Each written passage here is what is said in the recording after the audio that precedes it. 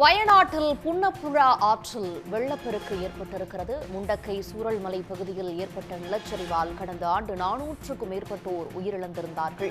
இந்நிலையில் புன்னப்புழா ஆற்றில் வெள்ளப்பெருக்கு ஏற்பட்டிருக்கிறது. விவரங்களோடு எமது செய்தியாளர் சந்தோஷ் இணைகிறார். சந்தோஷ், புன்னப்புழா ஆற்றின் வெள்ளப்பெருக்கு எந்த அளவுக்கு இருக்கு? சென்ற ஆண்டு பெரும் சேதம் ஏற்பட்ட இடங்களின் நிலை தற்போது எப்படி இருக்கு? இதாவது கடந்த ஆண்டு பாத்தீங்கன்னா பெய்த பருவமழையின் போதுதான் இந்த புன்னம்புழா ஆற்றில் ஏற்பட்ட மிகப்பெரிய ஒரு வெள்ளப்பெருக்கு தான் அந்த சூரல் மலை மற்றும் முண்டக்கை பகுதிகளில் ஒரு பேரழிவை ஏற்படுத்தியது. 400க்கும் மேற்பட்டோர் உயிரிழந்தனர். பலரும் உடைமைகளையும் உயிர்களையும் இழந்திருக்கிறார்கள்.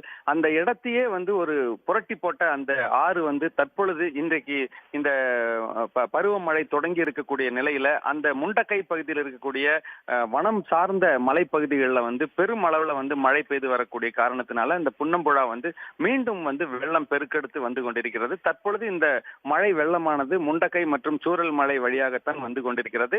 இந்த இடத்துல யாரும் தற்பொழுது இல்லாத காரணத்தினால் ஆபத்துகள் எதுவும் கிடையாது. ஆனால் தொடர்ந்து அதிகாரிகள் அந்த ஆற்றை கண்காணித்துக் கொண்டிருக்கிறார்கள். அதனுடைய போக்கு ஏதாவது மாறுகிறதா என்பதை குறித்தும் கண்காணித்துக் கொண்டிருக்கிறார்கள். கடந்த 2 நாட்களாக கேரளாவில் வயநாடு பகுதியில் பெய்து வரக்கூடிய இந்த பருவமழை காரணமாக இந்த புன்னம்புழா ஆற்றில் வெள்ளப்பெருக்கு ஏற்பட்டு வெள்ளம் பெருக்கெடுத்து செல்லக்கூடிய ஒரு நிலைதான் காணப்படுகிறது. விவரங்களுக்கு நன்றி சந்தோஷ். உடனுக்குடன் செய்திகளை தெரிந்து கொள்ள சன் நியூஸ் பெல் ஐகானை கிளிக் பண்ணுங்க.